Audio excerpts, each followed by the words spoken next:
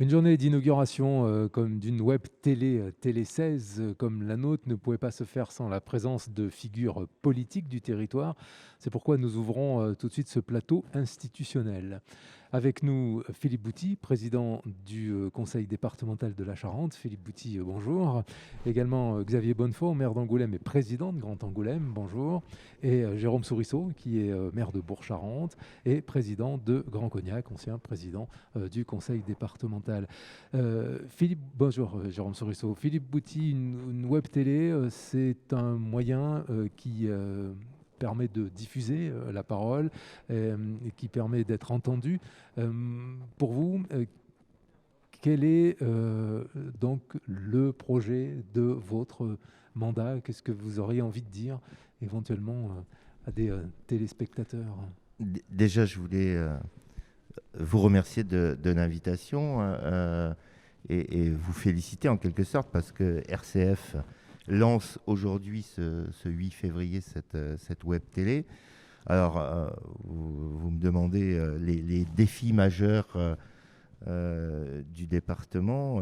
Avant tout, le cœur de métier du département, c'est la solidarité. Donc, c'est un défi social et solidaire que nous sommes lancés un petit peu à la hauteur de nos missions, avec des conditions de travail. La solidarité, c'est aussi le RSA. Ne l'oublions pas, ne le perdons pas de vue. Et nous innovons dans les politiques de retour à l'emploi, parce qu'il en va, me semble-t-il, quand on parle d'emploi, de l'épanouissement personnel. Avant tout, c'est un défi. On sait aussi que la solidarité, c'est la santé, c'est un sujet de tous les jours.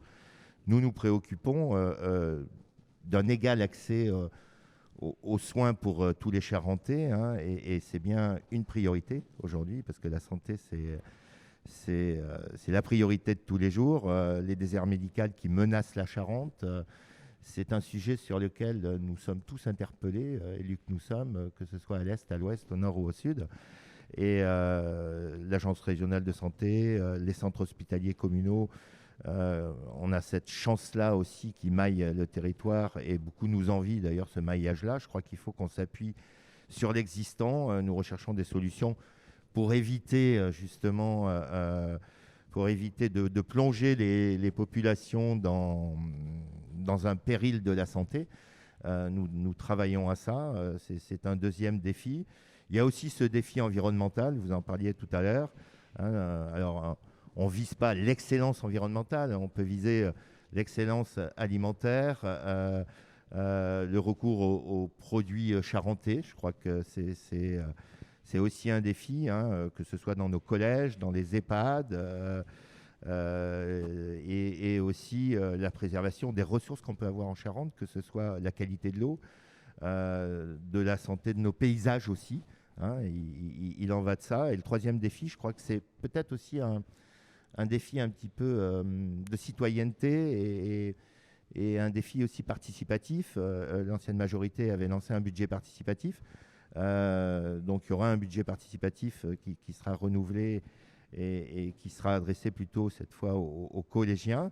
Je crois aussi que quand on parle de citoyenneté, il faut qu'on réapprenne peut-être les plus jeunes générations à reprendre le chemin des urnes. Alors, on peut en parler, c'est un sujet d'actualité puisqu'il va falloir le reprendre très prochainement et encourager cette citoyenneté et encourager un petit peu cette jeunesse à s'épanouir, mais pas qu'à s'épanouir. C'est-à-dire que cette jeunesse, il faudra aussi qu'à un moment donné, ils puissent eux aussi donner leur avis. Ça passe par le budget participatif, mais ça passe aussi par cet élan de citoyenneté. Merci Philippe Bouty pour ces présentations, ces enjeux majeurs pour le département. Je peux vous poser la même question, Xavier Bonnefond, pour Grand Angoulême et Angoulême plus particulièrement. Quels sont les enjeux de cette année 2022? Les enjeux de cette année 2022, mais plus globalement à l'échelle du territoire et du mandat, sont à la fois communes avec l'intercommunalité de Grand Angoulême et la ville d'Angoulême, mais aussi parfois différentes. Pour celles qui sont communes, convergentes, évidemment, on y retrouve la cohésion sociale, la cohésion territoriale, l'enjeu de replacer le citoyen au cœur de nos décisions quasi quotidiennes dans nos différentes assemblées municipales et communautaires. Mais pour Grand Angoulême, évidemment, il y a aussi l'enjeu du développement économique, qui est quelque chose d'extrêmement important et qui nous renvoie aussi sur la nécessité de travailler à l'attractivité du territoire, au marketing territorial pour faire en sorte que les signaux positifs que nous avons aujourd'hui sur Angoulême, sur Grand Angoulême, puissent être demain source de résultats positifs en termes de développement, qu'il soit économique, immobilier, en termes d'emploi, en termes de développement de formation, en tout cas tout ce qui contribue à l'épanouissement et au bien-être de chaque citoyen et de chaque famille qui souhaite s'installer sur le territoire. Et puis, évidemment, il y a aussi un objectif commun, mais qui est commun avec aussi d'autres territoires, avec aussi peut-être l'échelon régional. C'est la transition écologique, la transition énergétique. On voit bien à quel point ce sujet aujourd'hui préempte bon nombre d'autres sujets. On voit bien l'envie et en tout cas le souhait de nos concitoyens donc de s'inscrire dans ces démarches-là qui seront davantage exemplaires demain. Et il est normal et nécessaire qu'à l'échelle d'un territoire comme Grand Angoulême, première intercommunalité du département de la Charente, nous puissions impulser une politique dans laquelle les communes et la ville-centre pourraient s'inscrire demain. Alors ça, c'est les priorités de Grand Angoulême. À Grand Cognac, les priorités sont les mêmes. Enfin, quand on parle d'environnement, quand on parle de développement social, quand on parle d'emploi. Jérôme Sorisseau. Oui, effectivement, il y a des points communs. Mais avant, je voulais juste vraiment vous féliciter pour l'initiative que l'on vit aujourd'hui. Merci. On sait combien le vecteur de l'information est extrêmement important. La population a besoin d'être informée, d'avoir un œil éclairé. C'est pas forcément la quantité des médias qui fait forcément la quantité. On le voit aujourd'hui avec de nombreuses chaînes qui existent, qui n'existaient pas il y a 20 ans. Mais on a besoin d'apporter pédagogiquement de l'information locale, nationale, internationale pour aider les citoyens à s'approprier les vrais enjeux, à relativiser les positions, à relativiser tous ces sujets-là. Et toutes ces initiatives de communication, à mon avis, vont dans le bon sens. Donc, je voulais vraiment vous féliciter par rapport à ça. Sur les enjeux de Grand Cognac, effectivement, je rejoins ce que disait mon collègue Xavier. On a les mêmes pour un territoire comme Grand Cognac. On a la chance d'avoir une activité cognac qui marche extrêmement bien, avec de belles ambitions pour l'avenir.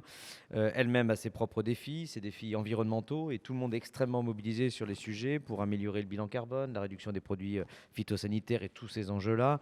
La filière a comme objectif d'être le premier vignoble certifié environnemental, et je pourrais décliner un ensemble d'objectifs où tout le monde est mobilisé dans ce sens-là. Donc évidemment, l'agglomération est pleinement imprégnée puisqu'on est complètement connecté au vignoble. Mais notre sujet est évidemment d'accompagner ce développement. Et l'accompagner ce développement pour un territoire comme Cognac, qui certes a un produit qui se vend dans le monde entier, mais qui est un peu reculé des grands axes, hein, malgré tout, pas connecté à la Nationale 10 d'un côté, ni à la 10 de l'autre côté, une connexion à l'LGV qui n'est pas toujours aisée, eh bien, c'est d'arriver à créer un environnement extrêmement favorable pour que les gens viennent s'installer dans ce territoire qui pourrait paraître un peu reculé. Donc c'est du service à la population, c'est un environnement culturel, sportif, tout un tas de choses qui font envie. On a la chance aujourd'hui d'avoir une capitale départementale qui rayonne énormément et deux agglomérations qui n'ont jamais été aussi proches l'une de l'autre, avec beaucoup de dossiers en commun. Tout ça fédère et fait avancer dans le bon sens. Mais effectivement, notre enjeu, il est là, c'est comment arriver à attirer les talents de demain pour accompagner le développement de la filière. Alors, vous avez parlé, Philippe Bouty, au début de votre intervention, de la santé qui paraît essentielle aussi aujourd'hui, d'arriver à développer cette santé, à faire en sorte que la Charente ne soit pas un désert médical. Vous disiez que vous y travaillez, mais quelles sont les pistes concrètement, enfin, comment on peut arriver à se sortir de cette situation ? Vous savez, aujourd'hui, je ne sais pas qui a la solution en main. En tous les cas, je crois que c'est les médecins généralistes qui sont trop peu nombreux. Quand on voit que ce soit en zone urbaine, périurbaine ou en zone rurale, qu'on pourrait arriver assez rapidement à un médecin pour 3000 habitants. Ce qui est préconisé, c'est quand même un médecin pour 1200 habitants. Et que le Conseil de l'ordre des médecins nous le dit, il n'y aura pas d'évolution, en tous les cas dans les 10 prochaines années. Vous allez me dire, quelle est la recette miracle? Je crois qu'il faut qu'on s'appuie sur un maillage qui est existant ou préexistant, en tous les cas, le maillage que je vous donnais tout à l'heure, qui est le maillage des centres hospitaliers. Et c'est bien l'accès aux premiers soins qu'on peut avoir sur tout le territoire, avec 4 centres hospitaliers, un centre hospitalier général, 4 centres hospitaliers de proximité, en en rajoutant 2 qui sont Châteauneuf et La Rochefoucauld, qui sont des centres hospitaliers secondaires. Ce maillage-là, je vous le disais, certains pourraient nous l'envier.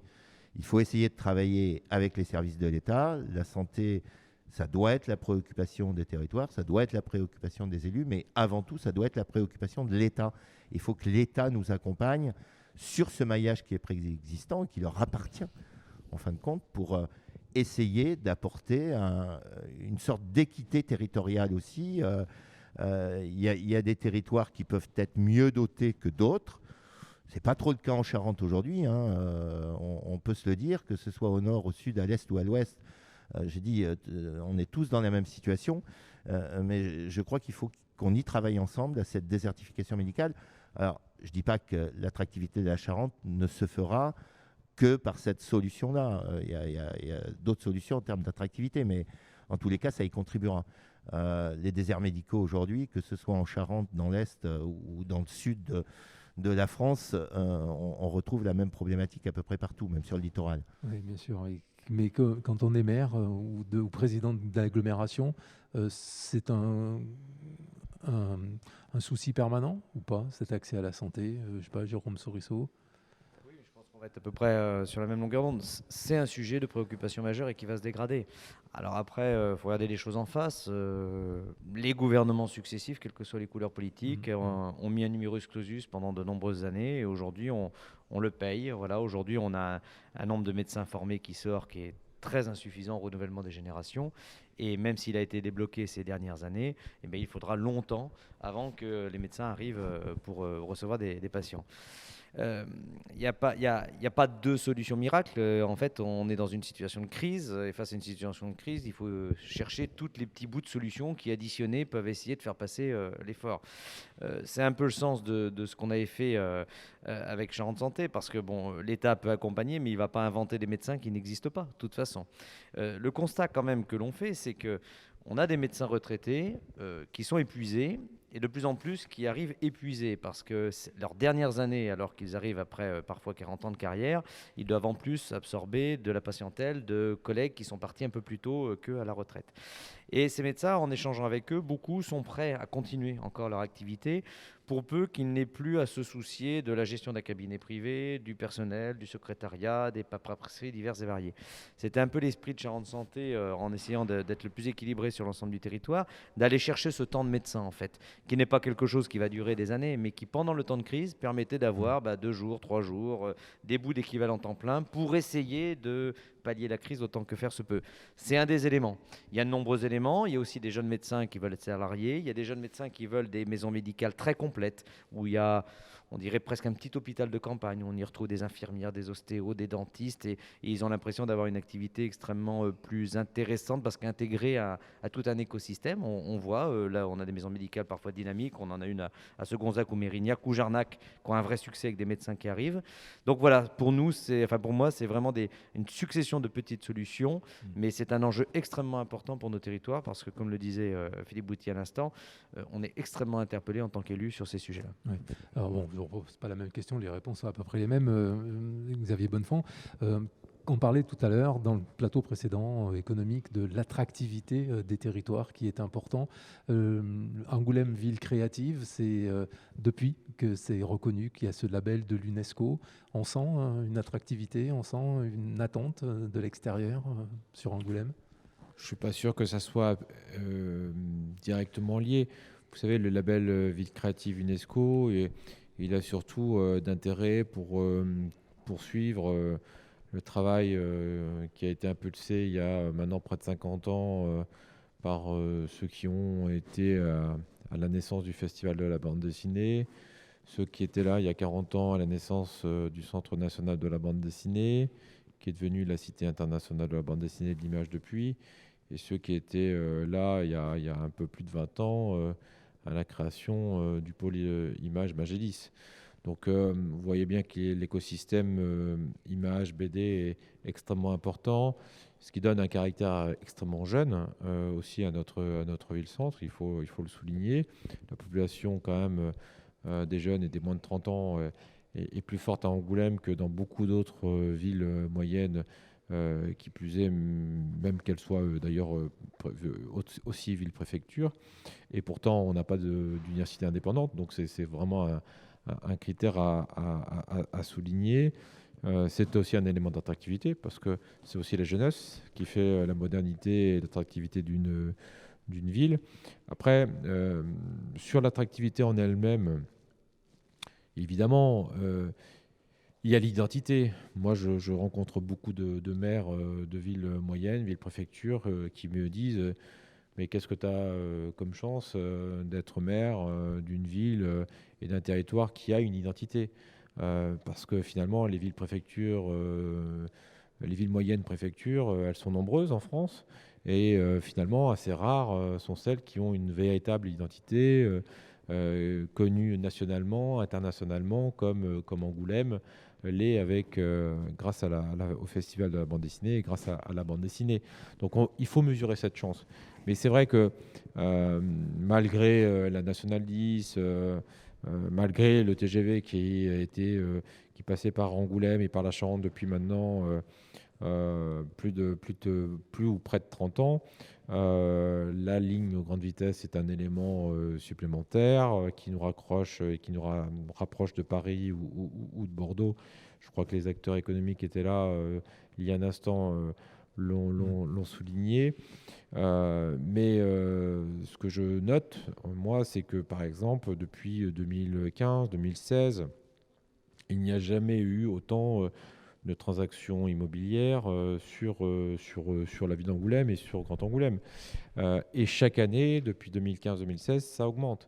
Ça veut dire que même quand il y a eu la crise du Covid et qu'on pouvait s'interroger sur la capacité des notaires ou des agents immobiliers à absorber les souhaits et les recherches, finalement, là encore, 2020, 2021 ont été des années qui ont continué à progresser par rapport aux années précédentes. Donc c'était avant le label Vie créative UNESCO. Si on revient à votre question initiale, Denis, donc c'était déjà là. Donc c'est un travail évidemment ancien. Et je crois que finalement, la crise du Covid, quelque part, là où à un moment donné, on a pu avoir quelques craintes sur le ralentissement de tout ça, finalement, ne fait que renforcer, parce que on voit l'attachement, le souhait de familles, de foyers qui souhaitent sortir quand même des grandes capitales, que ce soit la capitale nationale ou de capitales régionales comme la métropole de Bordeaux, et qui souhaitent retrouver une qualité de vie tout en étant proche de Paris ou de Bordeaux. Et en l'espèce, Angoulême ou la Charente cochent beaucoup de cases, et je crois qu'il faut s'en réjouir. Et il faut poursuivre en effet le travail convergent que réalise chacune de nos collectivités dans le spectre de ses compétences, pour faire en sorte que la Charente retrouve un dynamisme démographique d'abord, parce que c'est vrai qu'on fait partie de ces départements qui stagnent, alors que d'autres progressent. Donc on sait tous à quel point la richesse d'un territoire se mesure aussi à la vitalité démographique de celui-ci. Et il faut en effet que l'offre économique, l'emploi et tout ce qui participe à son bien-être dans son installation, la santé en est un, mais il n'y a pas que ça, puisse se développer. On a beaucoup parlé des médecins généralistes, mais il y a d'autres professions de santé où il y a une tension. Et où, heureusement, les nombres d'années de formation est un peu plus court que les médecins généralistes. Et puis enfin, il y a des spécialistes. Je crois que le fait d'avoir des centres hospitaliers qui ont réussi un petit peu, on va dire, à redresser leurs comptes, à retrouver un certain dynamisme, participe aussi à faire venir un peu plus les spécialistes qui nous manquent et la bonne entente qu'il y a sur le département de la Charente entre le monde public de la santé, à savoir le monde hospitalier, et le monde privé de la santé à travers les cliniques, est aussi quand même un facteur important parce que bon nombre de territoires où public et privé se tirent la bourre et ne s'entendent pas. Et je crois que là encore, c'est une preuve d'intelligence de notre département où public et privé donc s'associent souvent sur un certain nombre de décisions pour faire en sorte que on mutualise ou on additionne les compétences et les opportunités au lieu, chacun dans son coin, de prendre ses décisions contre l'un ou l'autre. Il est 16h31, on avait un temps imparti. Je sais que vous devez partir, Philippe Bouty. Vous aussi, vous avez d'autres obligations. On aurait pu parler de la pluralité des médias à laquelle vient s'ajouter cette web télé. Vous l'avez tous un peu dit à chaque début de vos propos en saluant l'initiative de créer cette web télé, Télé 16, pour donner la parole et apporter une certaine diversité. Est-ce qu'en 30 secondes chacun, vous pouvez exprimer cette pluralité des médias que figure Télé 16 aujourd'hui, Philippe Bouty? Je crois qu'on voit que la presse papier souffre un petit peu de la désaffection il y a le numérique qui a pris le dessus. Les médias de proximité font un petit peu le pouvoir d'opinion et sur ce qui se passe surtout à côté de chez soi. Et c'est pour ça que c'est important. Et à nous élus aussi, j'ai envie de dire acteurs de nos territoires, de contribuer et de faire vivre tout ça. La web télé RCF aujourd'hui offre de belles perspectives en ce sens et nous pouvons que saluer cette initiative. Jérôme Sorisseau.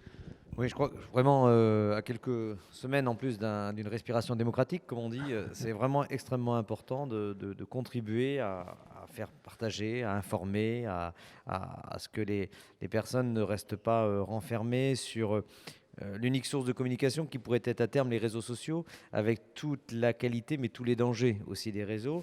Et le filtre du journaliste, normalement, justement, permet d'avoir une lecture plus attentive, plus traduite, plus comparée des événements, des faits, pour permettre aux citoyens de s'éclairer.